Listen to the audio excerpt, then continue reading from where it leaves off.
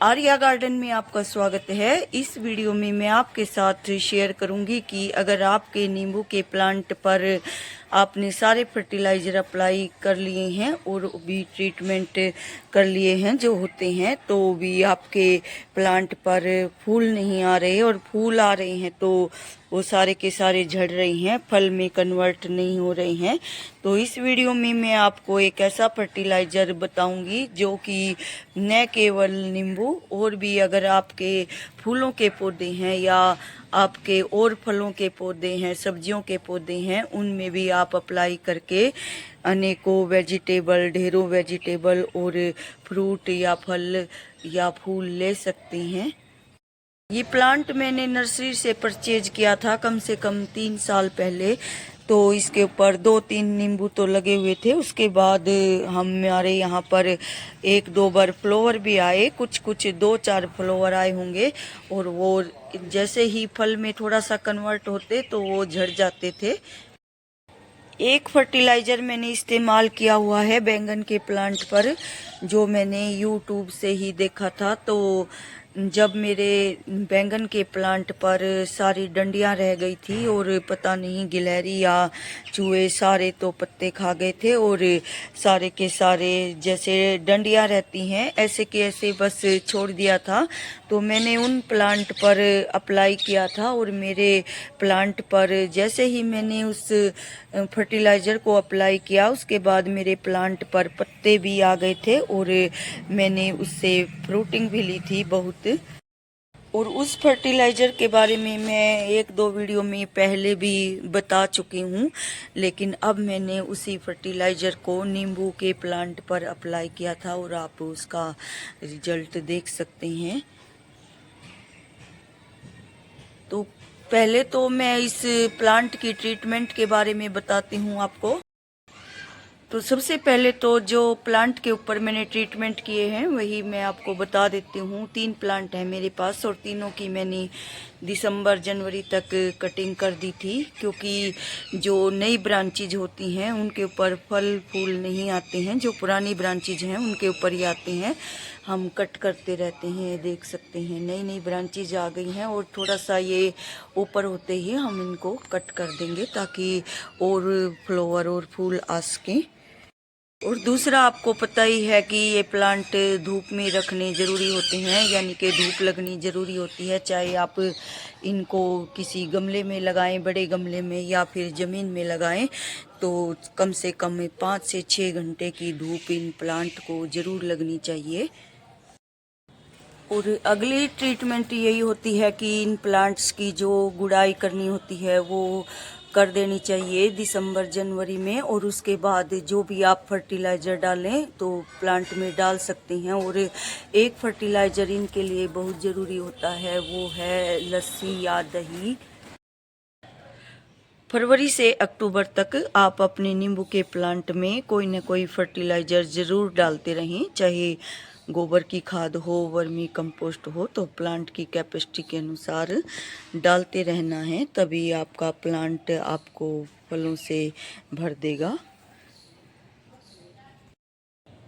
दही और लस्सी फर्टिलाइज़र का काम तो करते ही हैं, साथ में जो हम फर्टिलाइज़र डाल चुके हैं प्लांट में उसको भी ये फर्टिलाइज़र बना देता है ज़मीन में जाकर। तो महीने में 1 बार आप लस्सी और दही का प्रयोग ज़रूर करें, और 1 भाग आप लस्सी या दही ले लें, 3 भाग आप पानी ले लें, तो आप 1-1 महीने में आप अपने प्लांट पर डाल सकते हैं। इसके पत्तों पर भी आप लस्सी या दही का छिड़काव कर सकते हैं और ज़मीन में भी डाल सकते हैं, तो पौधे को पोषण देने में बहुत सहायक होता है।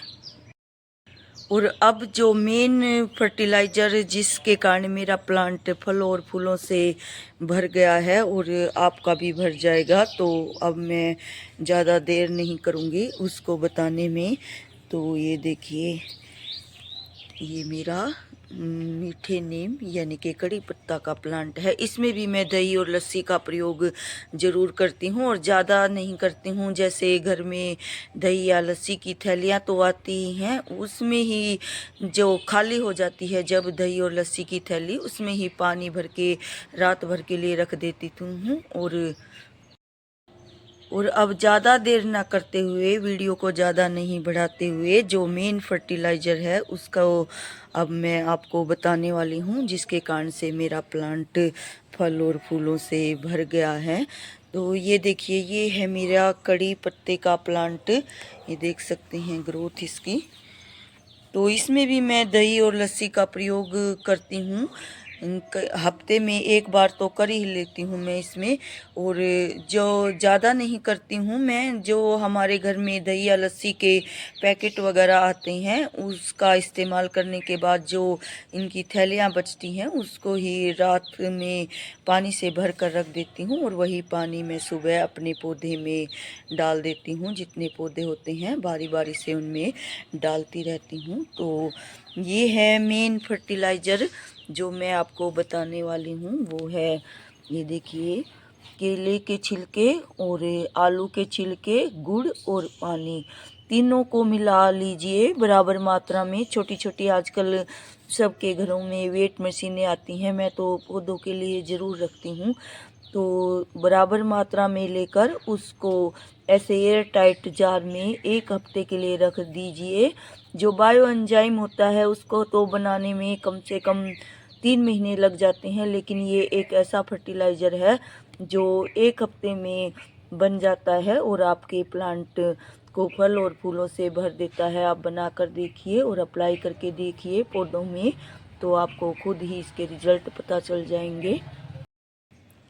और इसको बनाना भी बहुत ही आसान होता है। जो बायो एंजाइम होते हैं उनको तो कम से कम 3 महीने लग जाते हैं बनने में, और ये एक ऐसा फर्टिलाइज़र है जो एक हफ्ते में ही बनकर तैयार हो जाता है।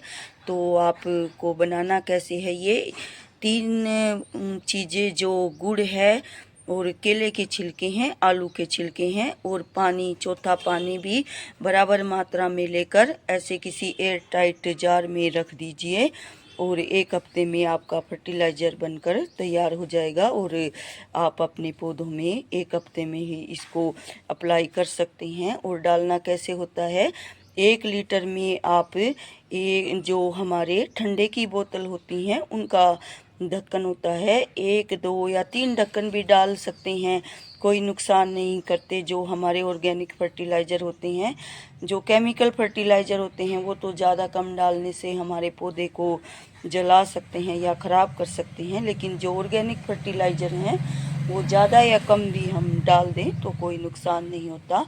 तो आप ऐसे इसका प्रयोग करके अपने प्लांट में इस्तेमाल करके देखिए। आप इसके जो फर्टिलाइज़र है पत्तों पर भी छिड़क सकते हैं किसी भी प्लांट के, तो बहुत एनर्जी फुल होता है। और ये ज़मीन में भी डाल कर देखिए, 15 से, वही बायो एंजाइम वाला ही सिस्टम है, 15 से 21 दिन के बीच का गैप रखिए जब भी आप डालते हैं। और डालने से पहले थोड़ा सा ज़मीन को गीला कर लीजिए, यानी कि पहले दिन आप थोड़ा सा पानी डाल दीजिए, फिर उसके बाद आप फर्टिलाइज़र समेत पानी को डाल दीजिए। डालने के बाद आपको रिजल्ट खुद ही पता चल जाएंगे प्लांट के ऊपर। आप किसी भी फ्लोरिंग प्लांट में या सब्जी में या किसी भी, जैसे ये फ्रूट्स प्लांट हैं, उनमें डालकर देख लीजिए। तो वीडियो अच्छी लगी है और जानकारी अच्छी लगी है तो प्लीज़ लाइक, शेयर और सब्सक्राइब करें। Thank you.